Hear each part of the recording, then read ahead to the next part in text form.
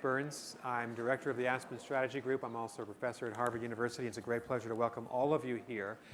Today we're going to talk about the Arab Spring, or the Arab Awakening, or the Arab Revolt, or the Arab Reform Effort. We're going to ask whether the Arab Spring is the right title.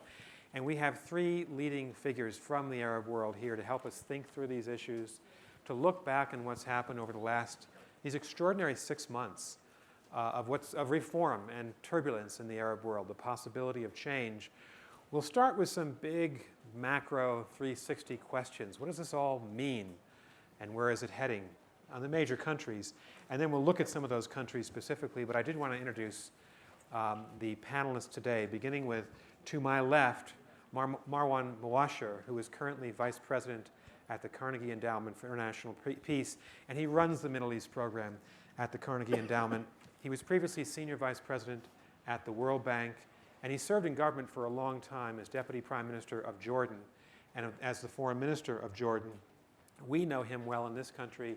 He was Jordanian ambassador to the United States. He negotiated the free trade agreement with the United States, and he also served as government spokesperson for the Hashemite Kingdom of Jordan. So someone who has been a public servant, a leader, and now someone who's a leading observer, trying to explain these events to people around the world, in the Arab world, including and the United States. He's written a book in 2008, The Arab Center, The Need for Reform. It was a prescient book because it talked about the need for reform in the Arab world, and he wrote that book 3 years ago. To my left also is Dahlia Mogahed, who is the senior analyst and executive director of the Gallup Center for Muslim Studies, both here in the United States, and she's also running Gallup's new effort in Abu Dhabi, trying to understand the voice of the Arab world and chronicle the opinions of Arab people, the Arab peoples. She's one of the leading analysts on the Arab world in our country. She wrote with John Esposito a path-breaking book called Who Speaks for Islam? What a Billion Muslims Really Think. She serves on the White House Council for Faith-Based and National Partnerships. She's also an advisor on the Advisory Council of the Department of Homeland Security. So if anyone can tell us what do the Arab people think, as opposed to the Arab regimes, it's Dalia. So we're very pleased that she's here today. And finally, to my right, my friend Ambassador Nabil Fahmy. Nabil is the founding dean of the School of Global and Public Affairs at the American University in Cairo. We got to know each other when he was Egyptian ambassador to the United States from 1999 to 2008. He was prior to that ambassador to Japan, and he was political advisor to the Egyptian foreign minister for a number of years in Cairo, on Tahrir Square, at the Egyptian foreign ministry. He's been a leading advocate for progress in the Middle East peace negotiations. He's one of the great diplomatic experts on the peace process and on disarmament, and he's currently looking at that as part of his academic work. So we have three people here who can tell us a lot about the Arab world and help us think through these very difficult problems. We had hoped that Her Majesty Queen Noor could join us today. She was unable to make it to Aspen, so we apologize for that. Let me get us started. From an American perspective, and this is an American perspective, you'll give us the Arab perspective. These 6 months seem to represent possibly the most important period for change and reform, perhaps, as some people are saying, in the modern history of the Arab world. We've had two governments toppled, Ben Ali in Tunisia, President Mubarak in Egypt. We certainly have governments on the ropes, if not falling now, in Yemen, in Syria, and in Libya. We have the keystone country of Egypt, which will, many people think, write the history of this movement, whether it succeeds to create a movement for democratic reform or not. And we have, in total, 22 Arab countries in ferment. What should we call this? The American press and the Aspen Institute say Aspen Spring. But is it really a spring? Is it analogous to what happened in Eastern Europe 20 years ago? Or is it something much more unique to the culture and politics of the Arab world? Let's just go around quickly. Dahlia, what do you think? What do you call this when you think about it? I call it the Arab uprising.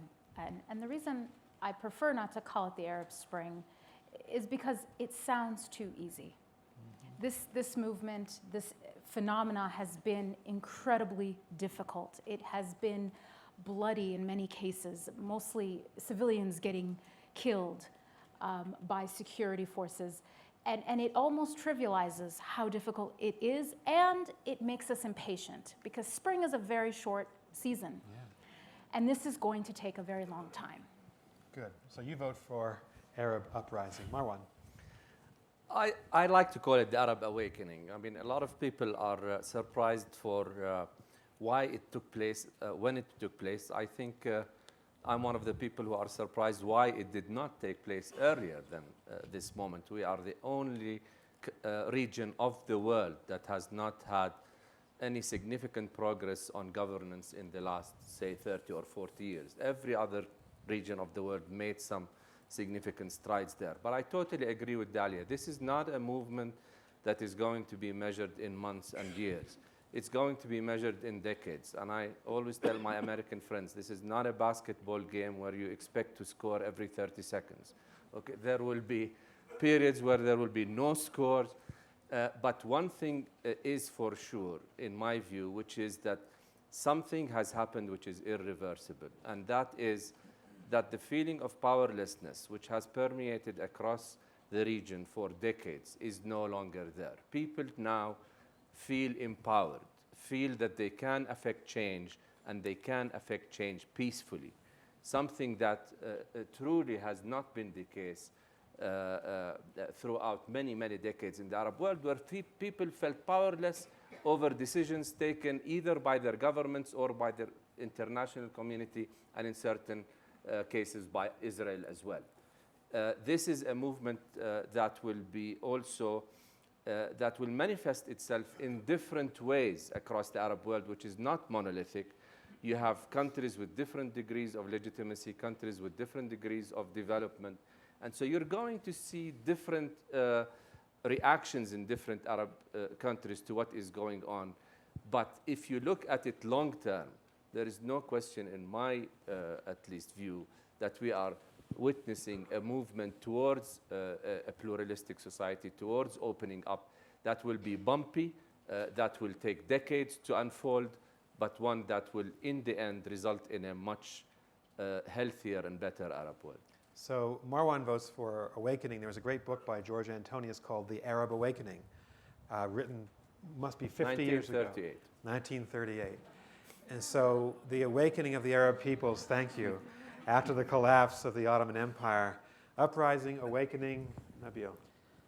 Well, let me start by saying, now that I'm an academic, all of the faculty members keep warning me about using the word revolutions.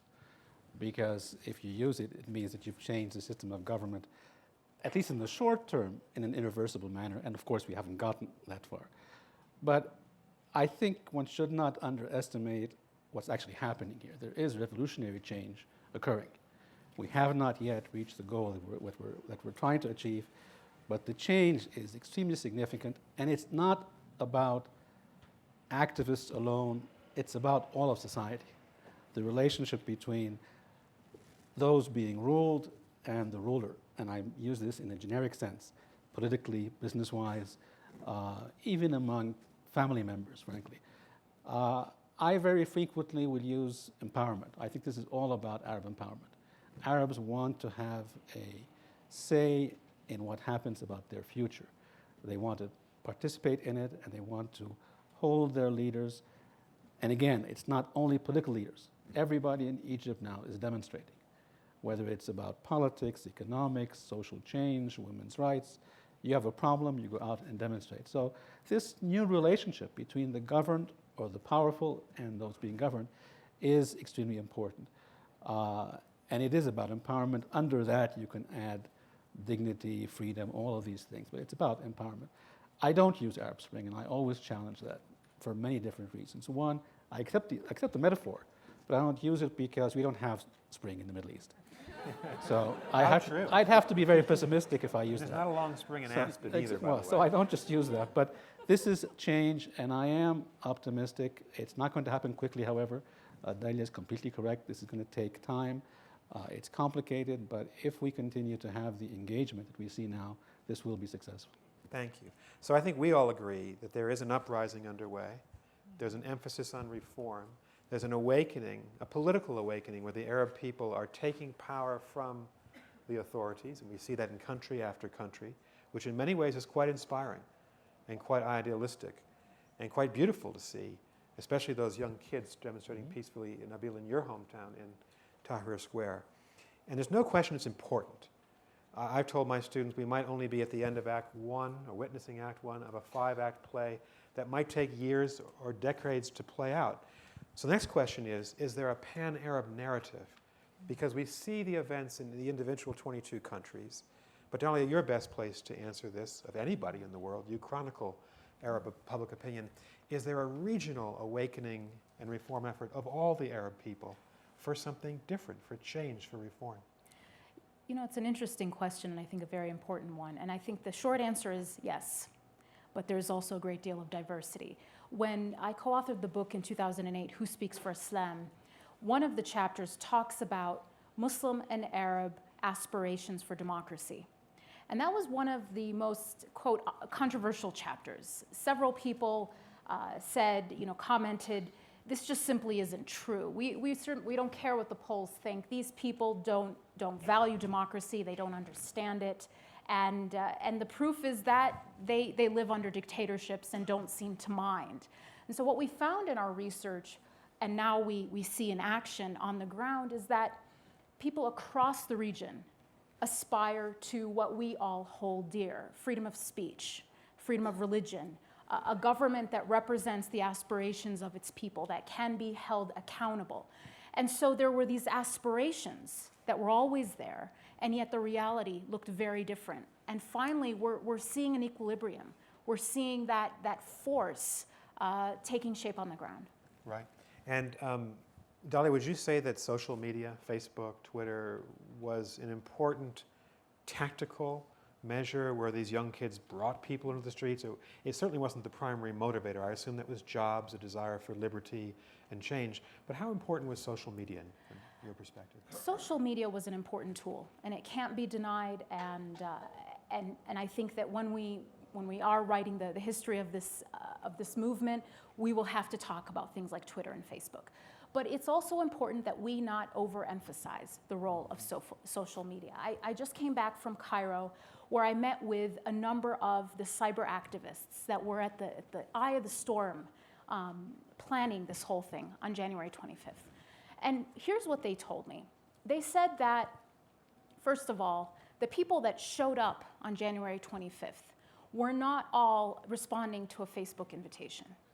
In fact, there was a great deal of work, door-to-door engagement with people in lower income neighborhoods who didn't have an internet connection, let alone a Facebook page, engaging them and talking to them about what they were going to do on January 25th, and that they were a very important component of this movement. We also find in our data, I do research at Gallup, of course, and we found that in Egypt, only 17% of those who said they went out and protested had an internet connection at home. 17%. Only 8% of the Egyptian people said they got their news primarily from Facebook or Twitter. So it certainly played an important role, and an important role especially at the beginning to catalyze and organize, but it was not the primary mobilizer for those millions that went out. Thank you. And Nabil, I wanted to stay on the subject of Egypt and turn towards you. Most outsiders from outside the Arab world, like myself, would say that what happens in Egypt is more likely to write the history of this conflict than in any other country. You're the largest country. You're by far the most important politically and historically. How do you see the prospects for reform? When we see a democratic government begin to emerge, how long might that take, and what are the major obstacles in your judgment? Well, first, let me say that I agree with your analysis of how important Egypt is.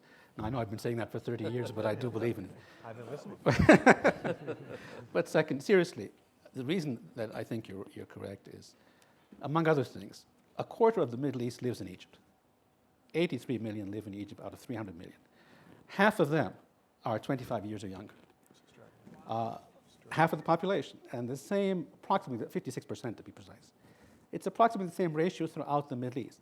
So if this is a major trend, it will pick up because the demographics are similar, but it will pick up in different ways and different forms. you were asking about social media. It was important, but satellite television was equally important for the adults. And I want to say here for the record, frankly, women went out to demonstrate before the men did. And it's some, Now, and why was that? probably the social conscience. I mean, every morning. They're doubly oppressed. That's why. I mean, you saw the activists there, but early in the morning, the women went first, and then the men followed. It was amazing. But it was everybody there all the time. Now, whether we're going to succeed or not, I think we will, and the main test will be if we have the same kind of participation by society as we've been having over the last couple of months. You cannot open a television station, turn it on. You can't go into a coffee shop, go to a dinner party without talking politics today in Egypt 24 hours a day. It's a lot of fun, it's exhausting, but everybody's engaged. We had a referendum just 5 weeks ago. In the past, we'd have single-digit 10% participation referenda. We had 44% participation in the first referenda after the revolution. Frankly, if we get 55 to 60% participation in the next elections, you will see a result that represents Tahrir Square, which was a multicultural society that has an Islamic component to it, but is not a theocracy by any standard, that includes minorities as well as everybody else, and of course has a prominent role for women. So for me, whether we succeed or not won't be about how good the Constitution is. It has to be good. Won't be about which party wins. That's also important.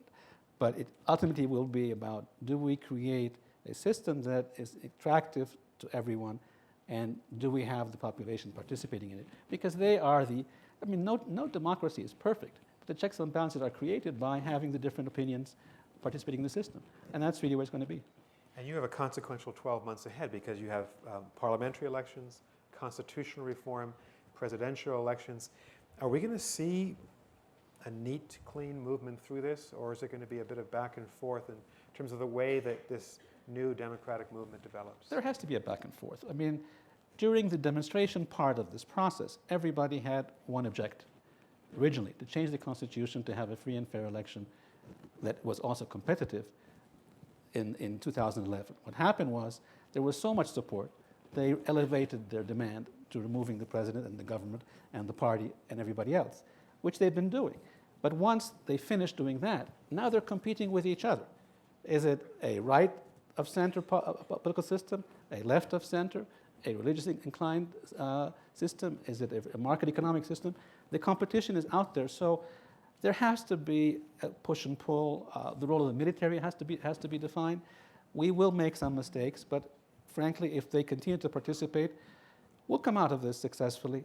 Whether we do it by January or we do it by June, we're 7,000 years old. 4 or 5 more months are not going to kill anybody.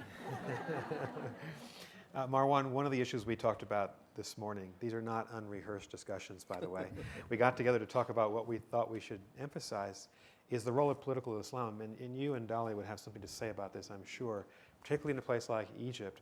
How are we going to see that role manifest itself? Through the court system? Through elections? Will there be attempts in some countries by Islamic groups maybe to take power through the barrel of a gun? I mean, this is a broad question. It's a large region, but how do you make sense of that issue? Well, first, this governments used political Islam as a scare tactic to tell people, don't open up the system, because if you open up the system, the Islamists will come in. In fact, if you look at the historical record, Islamists have been strengthened by this argument. Because in a closed system where the only choices are between the political establishment and Islam, people are going to flock to the Islamists if they are not satisfied with the political establishments, and they need to cast a protest vote. But they only have the Islamists to go to in a closed system. Competition is, as you all know in this society, is great for everything. And the way to deal with this issue is, one, the Islamists need to be included. They're a very important part of society. Dalia will tell you that the latest polls in Egypt suggest that they command 15% of the population. You 15, know, one- 15, one- 1-5. Yeah. This is not insignificant, but by no stretch is it a majority. When you have an open system where people compete, then they have a chance to choose among different alternatives, and then the Islamists will get their fair chance. I have always argued that, you know, in response to the status quo forces in the Arab world, which have told you and told everyone, keep the systems closed because if you open up the system up, the Islamists will come in. Really, the counter argument is if you don't open up the system, the Islamists will come in.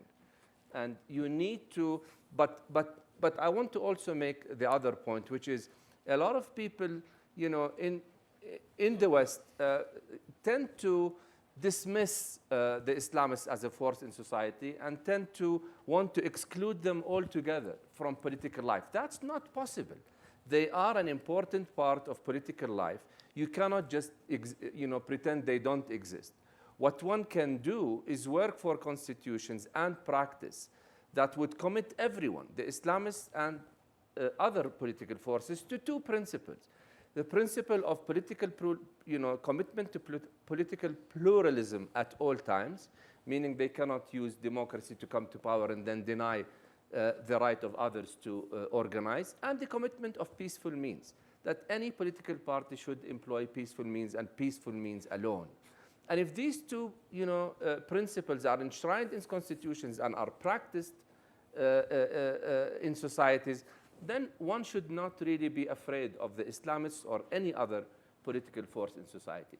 But it's about time, I think, that we put this sort of, this exaggerated fear aside, that the Islamists are going to come in and take over the Middle East. Yes, it happened in Iran. I don't think it will happen anywhere else. And Nabil and Dalia would probably be better people to talk about this than me, but I don't think that after January, people are going to replace secular autocrats with religious autocrats, no matter who they come from. Dalia, do you agree with that? I completely agree with that. There are several reasons that I'm not afraid of Islamists taking over.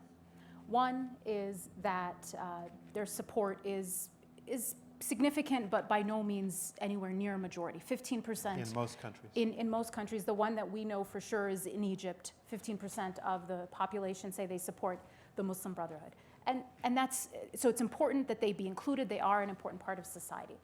But the second reason, and I think even more importantly, is if you look at people's political values, if their government were to represent those values, and I think that the government will have to because people are fearless now and empowered, we shouldn't be afraid. People clearly tell us, the majority say that they would, if they were to write a new constitution for a new country, they would include freedom of speech as a fundamental value or right, freedom of religion.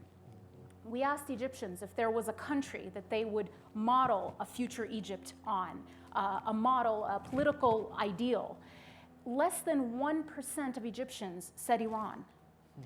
This is not a country that is trying to become a theocracy. Country in that poll? There were two. It's very interesting. On one hand, it was the United States and other Western democracies at 16%. The other one, and this is going to probably shock everybody, was Saudi Arabia. Now let me explain a little bit about that. We looked at who was voting for Saudi Arabia.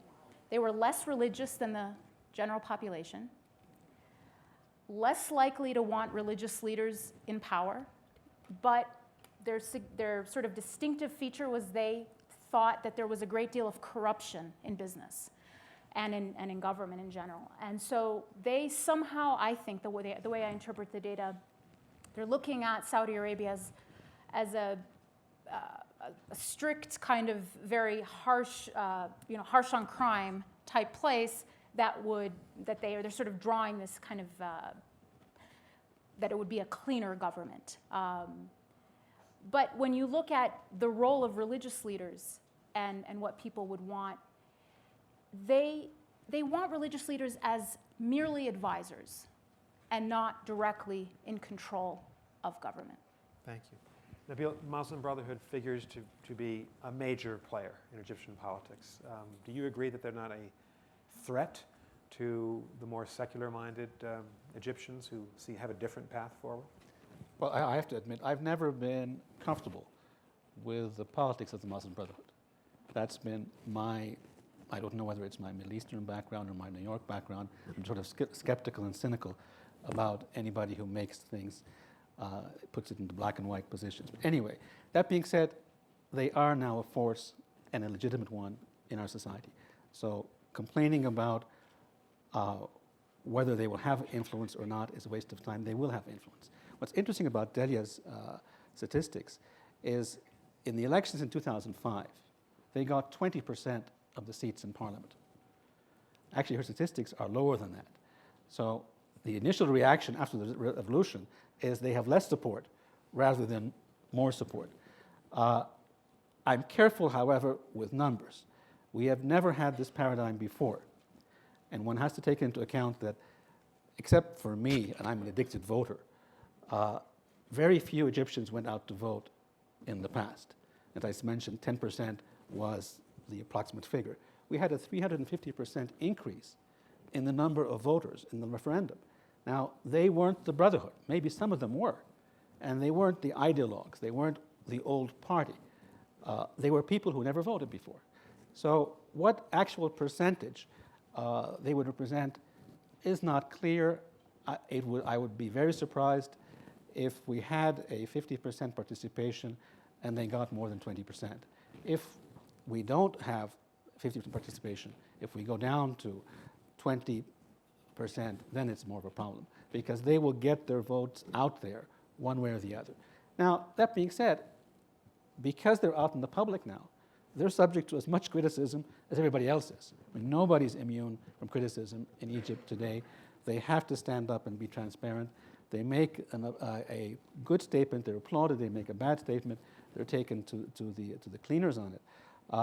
This is going to be an interesting debate, but they will have a role, yes. Now, I just want please. to very quickly talk about people's intention to vote. Because we actually asked them, and I think it's very important and very interesting. Before the revolution, 28% of Egyptians said that they had faith in the honesty of elections.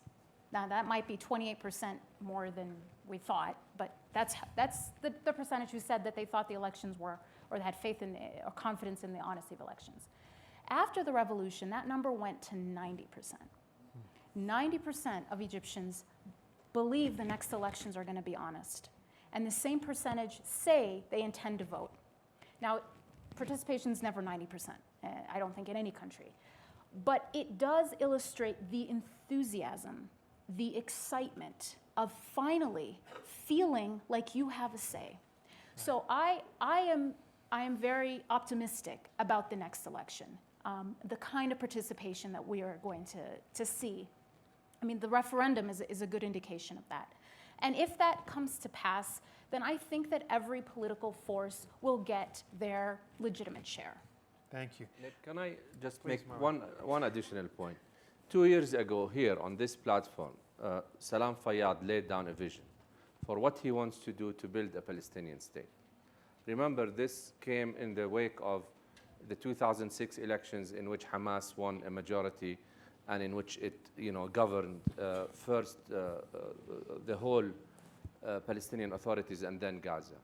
Today, Salam Fayyad is the most popular politician in the Palestinian territories. He has more popularity than any of the Fatah leaders. He has more popularity than any of the Hamas leaders. So the question is about delivery, okay? These people will have to deliver just as anybody else. And will have to go down from their ivory towers of just preaching good governance and have to deliver like everybody else. And if they don't deliver, they will suffer, as we have seen in the Palestinian territories today. I want to ask the three of you to make some predictions on what's going to happen in Libya and Syria and Egypt and the Gulf states. Before we do, we're in Aspen, we're in the United States. How do you assess the role of the United States in this crisis? Now, President Obama started, I thought, very appropriately saying this is not about us. He did not take the soapbox, stand on it in Tahrir Square, the way some of his critics wanted him to. But we're in Libya militarily. We're not in Syria. We've reacted differently to these 22 different countries. Has that been wise, effective? How do you assess the role of the U.S. government so far in these 6 months? Well, first of all, there cannot be a sort of a one policy that fits all, okay? Because the Arab world, again, is not monolithic and the countries are not monolithic. There needs to be some principles that apply to everyone, but you cannot expect the United States to behave the same way, let's say, in Libya than in Bahrain. I mean, that will just ignore the fact that there are interests. I think the United States does need to abandon its old policy of prioritizing stability over reform in the Middle East and replace it by a policy that prioritizes stability through reform. Now, how do you do that? How do you maintain the balance between values and interests? It's not something that is easily done. I'm struck by the fact that most of the emphasis in this, I want to say town, but in this country, is on Libya, okay? Libya, I understand why the emphasis is there, but in the grander scheme of things, Libya is a sideshow. What happens in Libya is not going to affect the Middle East in any big way. It's what happens in Egypt, and I will maintain also for the Levant what happens in Syria. These are the two countries that will have the biggest effect on the whole Middle East. It's not whether NATO stays in Libya or gets out of Libya. Another important issue for the United States, maybe we'll talk about this later, Nick, is the peace process. Okay, people still behave here as if the Arab uprisings is not there when it comes to the peace process. They behave as if the peace process is something that the Israeli-Palestinian and the Arab-Israeli conflict is done totally in isolation of the Arab uprisings. If the United States wants a new relationship, not with the dictatorships of the region, not with the regimes of the region, but also with the Arab publics, with which they have a minimum of trust, as you all know, if that trust is to be rebuilt, then the United States will not be able, in my view, to maintain a policy where it tells the people of the region, if you're Egyptians yearning for freedom, we are with you. If you're Libyans yearning for freedom, we support you. And if you're Palestinians yearning for freedom, it's complicated. That's not an argument that will win supporters in the region. And in my view, any policy regarding the Arab-Israeli conflict in particular is going to have to factor in that the Arab world post-January 2011 is not what the Arab world prior to that period is. And if you do not factor this in, whatever policy is applied to the peace process, the United States will continue to suffer from a credibility gap that will be very, very hard to bridge. So Nabil and Dalia, if Marwan is right, and I suspect he is, does the United States now have to reassess its policy over the last 30 to 40 years? And I must say I was involved in government during the last 30, so I have to take some responsibility for this. We tended to focus on the regimes, the authoritarian leaders. We tended not to have a real engagement with the Arab peoples. Does that now need to flip a little bit? And I think Secretary Clinton sees this and is leading the way, but is that one way for us to act in light of these reforms? Well, first of all, when I'm asked this question in the Arab world, my response, not in defense of America, was that America was surprised, but so were we. Mm-hmm. So it's not surprising that you'd be surprised. Everyone was surprised. Yeah. Although we all would have projected that there was going to be a problem over the next few years on the issues of governance for many different reasons. In terms of your policies, many people like to ask you whether you had relations with regimes or with the people. Frankly, in the past, you chose one. Your mistake wasn't in not choosing the other. In real terms, you needed to do it with both. There's no way in your short-term interest you were not going to deal with regimes because you differed with them on issues of democracy.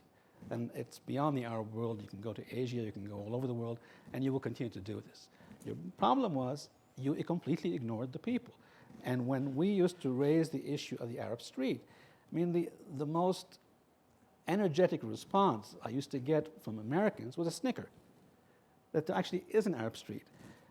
Well, that's what was missing here. Had you had relations with both, you would have had short-term relations which enable you to deal with your immediate interests, but also strategic relationships in which you understand what's happening long-term. In practical terms, it's great to say, I stand on these principles. But the proof is in the pudding. Will you stand there when it's difficult? And Marwan, I think, hit it right on the head. The Arab-Israeli conflict was not an issue during the demonstrations in Egypt. It was not an issue in most of the demonstrations. But that was in terms of our governance issues. In terms of where the politics of the Middle East will go and relations with the US or the West, it will be an issue because it is a very important issue for Arabs generally. So if you're looking at Arab politics, you do have to change your position on the Arab-Israeli conflict. You do have to be more responsive, not be anti-Israeli, that's nonsense, but to be more active in trying to pursue a peace process and a result which will get you a two-state solution on the Palestinian-Israeli side that satisfies both sides. There's no other way to deal with the Middle East, and it's going to be more difficult, not only for you, for all of us. Our governments will have to respond tactically to their constituencies while they lead them in the right direction strategically. And you will have to respond to the tactical needs that we have the same way when I was in Washington. I'd have to respond to the tactical needs of a junior congressman who happened to be on a certain committee and had a certain number of voters, and I had to cater to his interests. Well, you're going to have to be focused on that as well. So Dalia, if Secretary Clinton is going to have to figure out a reappraisal of American policy, how does the United States government or American society, NGOs, business, how do we engage the Arab people most effectively? Well, I tend to be a pragmatist, and I don't think there will come a day where the United States will ever act only according to its ideals in the absence of its interests. So we will always act primarily according to our interests. But our incentives have changed. We have to react to that. We have to respond to just a different set of realities on the ground. These realities mean that we do have to engage populations, not just friendly dictators. And that means three things. So 3 recommendations. 1, we need to stand for principles, not parties or people.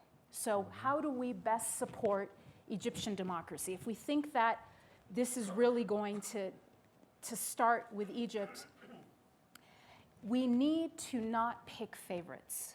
We need to protect Egyptians' political independence. This is so clear in the research. We found that 75% of the Egyptian people are against American funding to Egyptian political groups.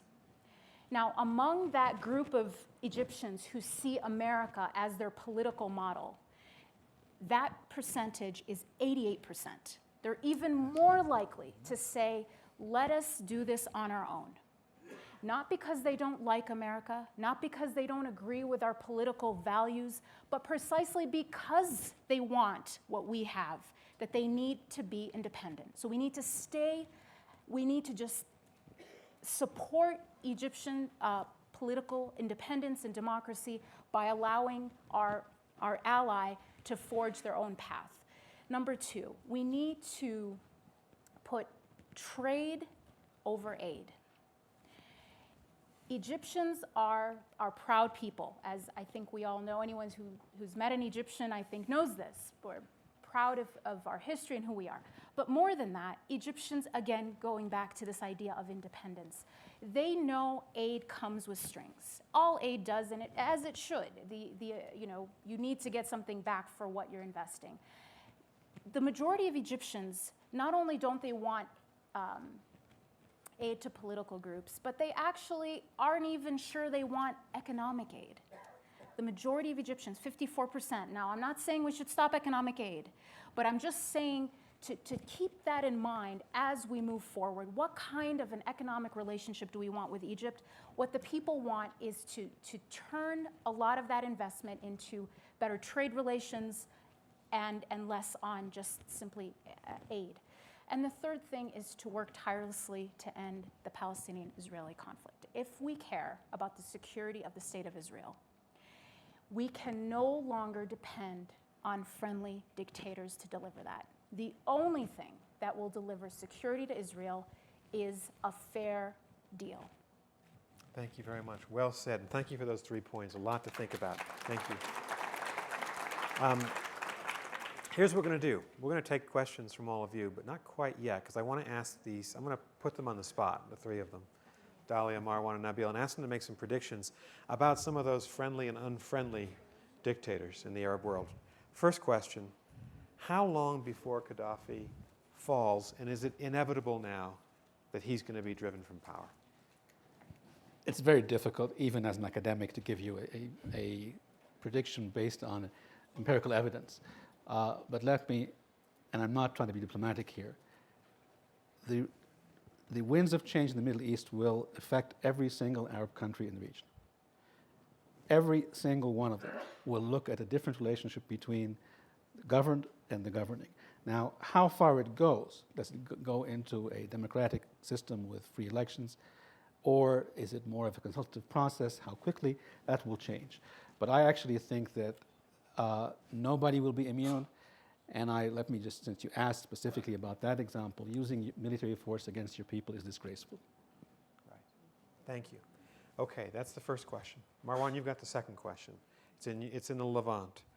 When we began watching these extraordinary events at the beginning of January 2011, I would never have predicted that one of the regimes that would be threatened by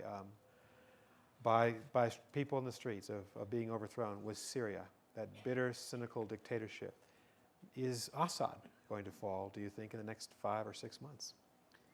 Again, I can't say whether he will fall in the next 5 to 6 months. I believe he will fall.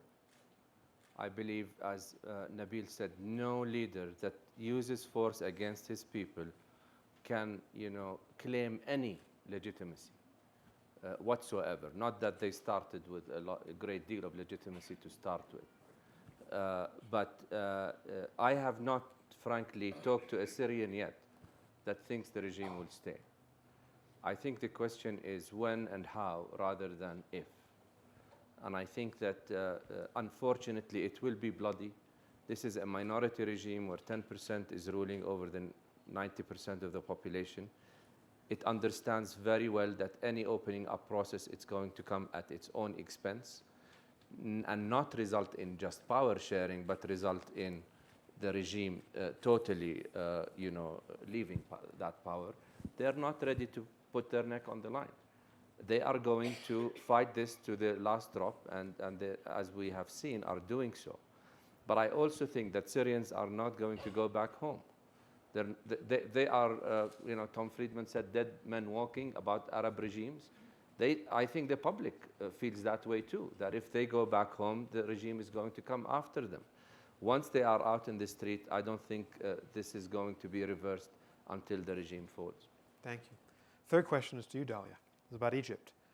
A lot of people here, if you read our press, and a lot of our academics, I think, are very pessimistic about Egypt. They say, well, there's no tradition of democracy, the military is too strong, there's no grassroots civil society, and therefore I think a lot of our, the people you see on American television tend to be pessimistic about the prospects for democratic growth. Are you hopeful? Do you think the Egyptian people can find their way forward to a democratic order?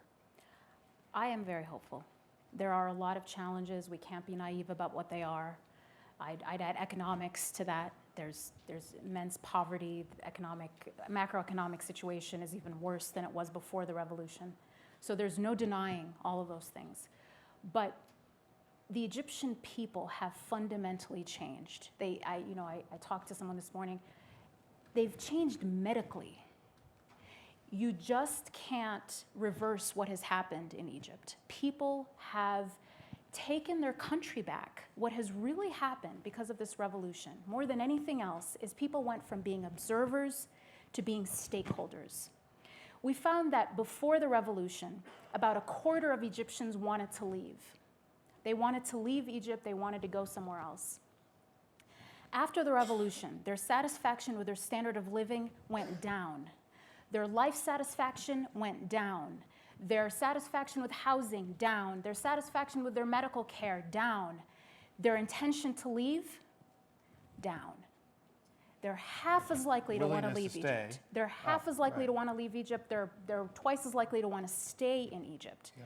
So this is a population that has that feels a vested interest in the rebuilding of their country. They are just not going to stand for another autocracy. They've sacrificed too much to let that happen. Thank you. Can I just jump in for a second? Please. Just a personal story. The first day we had a curfew in Egypt. I live 100 yards from Tahrir Square, between your embassy and the British embassy. After the curfew, my son came up with 10, 12 demonstrators.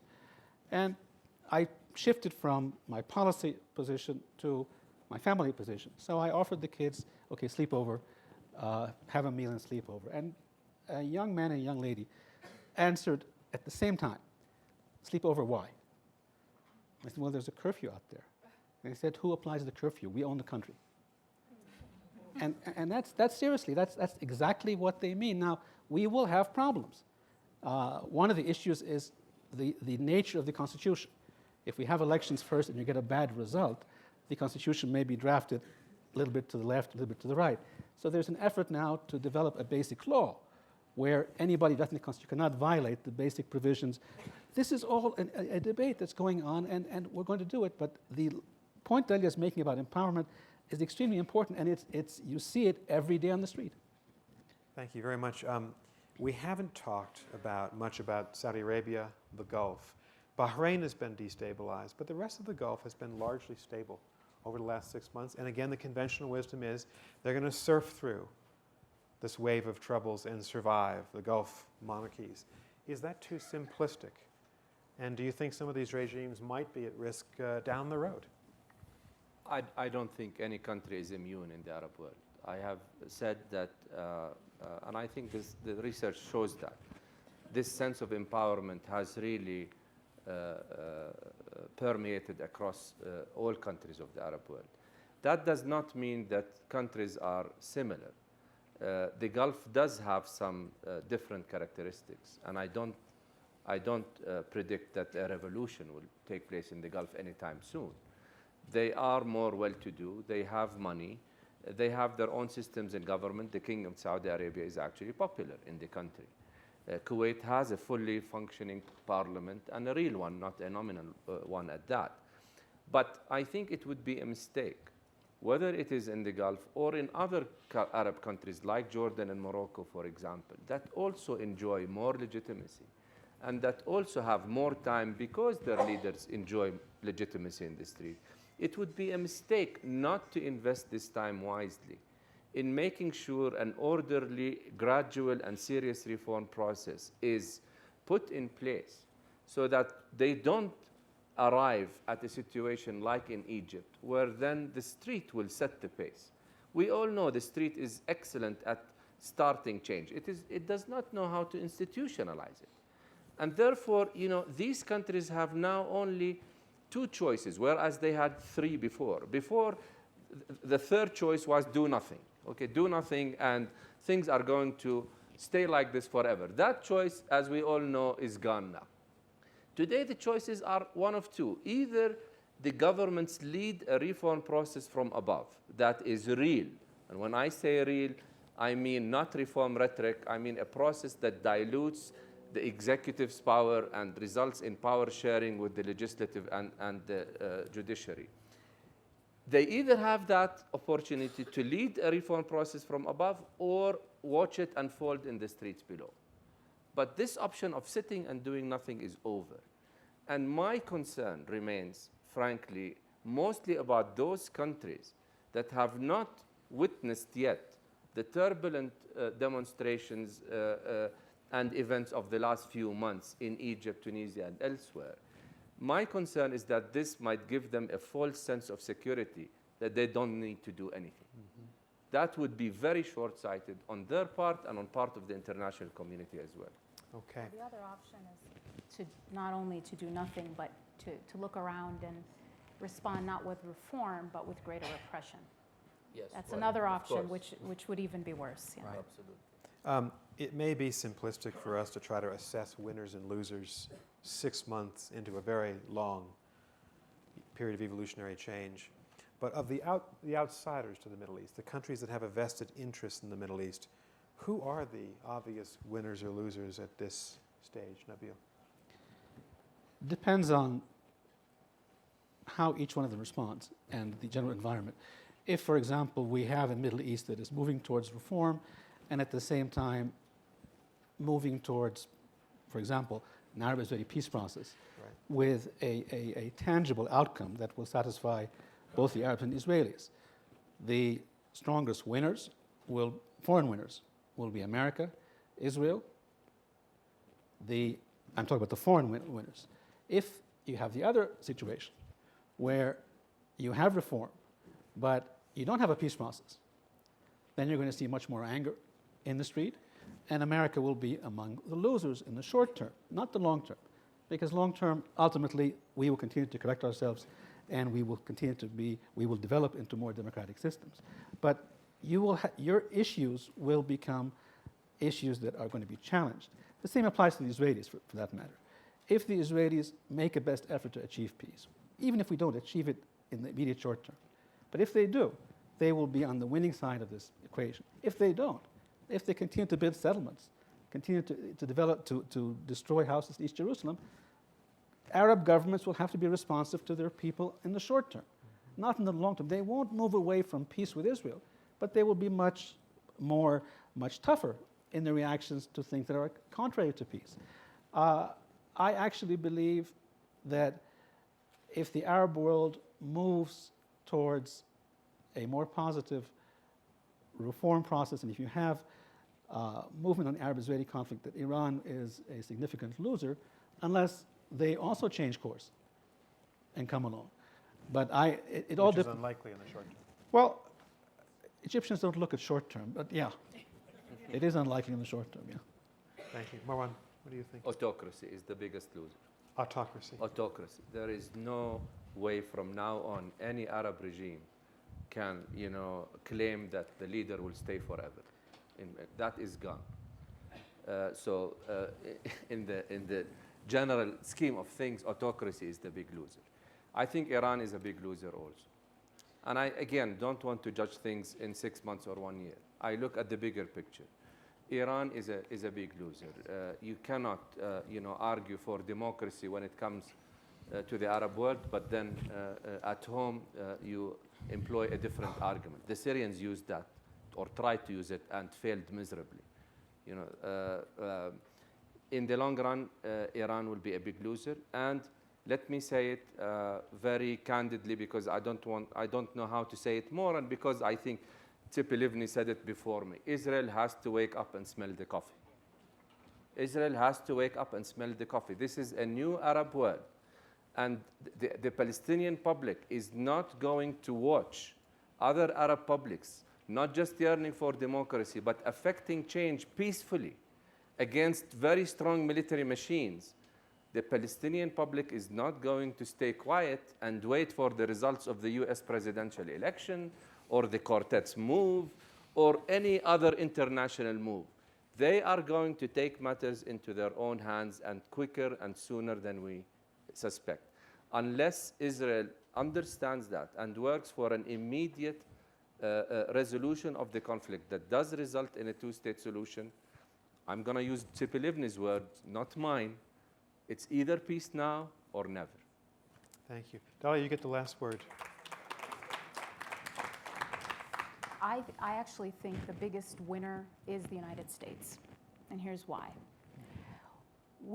A lot of conversation on network television about the Muslim Brotherhood, and it sort of distracted us from our real enemy, which is actually Al-Qaeda. Al-Qaeda has a very interesting history.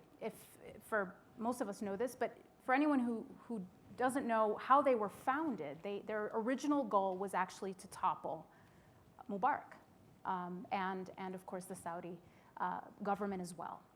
They have spent decades, lots and lots of lives and lots of bombs trying to do what the Egyptian people in 18 days peacefully accomplished.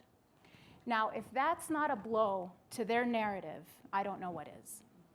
Thank you very much. Thank you. Okay, we have 15 minutes for questions. You've been waiting very patiently. Thank you. My only request would be please identify yourself by name. Please make sure that at the end of your statement there's a question mark attached to it. Promise there will be. My name is David Kunin from New York. I want to ask a follow-up to your comment about the role that women played in the Egyptian process. I'm curious if there's something like a Islamic sisterhood rising. Are there political parties being organized around women's issues, and in particular around women's issues that relate to the more tribal, barbaric, kind of medieval traditions inside that are not really Islam, but are somehow the misogynistic sort of overlay to what you're saying is a kind of an internal desire on people to stand up and see their dignity in a different way. Thank you. Dalia. Well, a couple things about women's role. I completely agree with their strong role during the protests and even before in the organization of all of this. When it comes to women's issues, I want to make a couple things clear. When we look at the population as a whole and their priorities, and I think it's important that we start by asking women their priorities. Women's priorities, the vast majority now, is good governance, economic development, and security. It is not, quote unquote, women's rights as we would define them. That doesn't mean that no one cares about them, but we have to listen. We have to help people accomplish their priorities, not our priorities for them. Okay, that's one thing. The second thing is to keep in mind as we try to advocate for Muslim women, we have to also listen to what they believe is the obstacle to their empowerment. When we ask them these questions, they tell us it's issues of tradition and culture, as you say, and not religion. And I think that's really important to keep in mind. So you talked about barbaric practices like female genital mutilation, for example.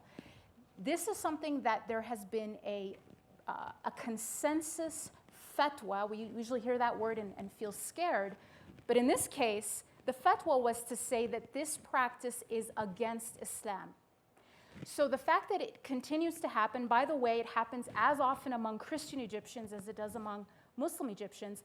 It is an African tradition that we have not been able to eradicate, but that in many cases, Islam has been a progressive voice for women's rights. Thank you. Yes, sir. I appreciate y'all's enthusiasm for what's happening and what will happen. But you know, the history of revolutions, you start with China, Russia, France. I consider Spain to have been a revolution. Cuba. I think the American Revolution was a fight of a colony against a foreign power. They have not come out well at all. And when you mention the economic outlook of the people that you did, that's bad medicine. You know, we had a democratically elected dictator in Louisiana in the 1930s because of economic problems, which always are around revolution. What makes you think this revolution is going to be any different? Okay, and I'm going to ask Marwan to lead this. We've just been notified he needs to leave for the airport in 3 minutes. So with your indulgence, I would ask Dalia and Nabil to stay until 2:30 if you'd like to ask the questions. But Marwan, we're going to give you pride of place on this. Well, this is my view.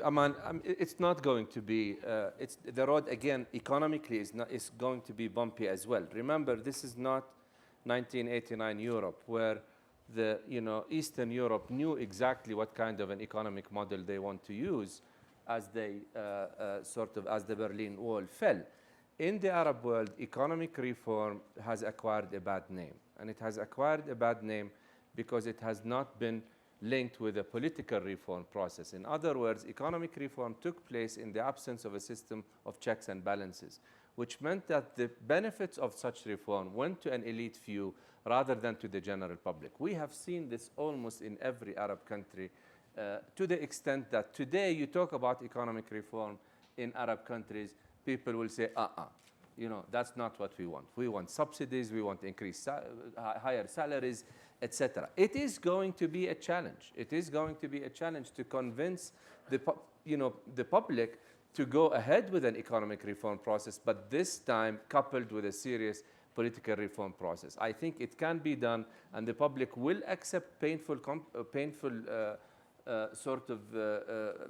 solutions, but only if they know that there is a roadmap that will lead to a more prosperous society, and that the benefits will not be sort of usurped by an elite few. And I'm really sorry that I have to leave. Your car awaits. Is there anything else you want to say before you leave that you feel you haven't had an opportunity to talk about?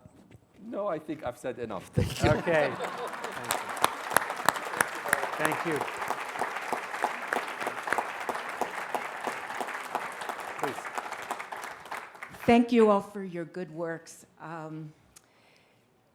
So much of what's going on has captured the heart and soul of many of us around the world as a real unifier, and it's wonderful for the world to get to know the Muslim people in another way, and to be able to bring us closer together in our ideals and in the work. One of my questions is, what is the role or lack of for Yemen, so we don't make the same mistakes as we did and may be doing now?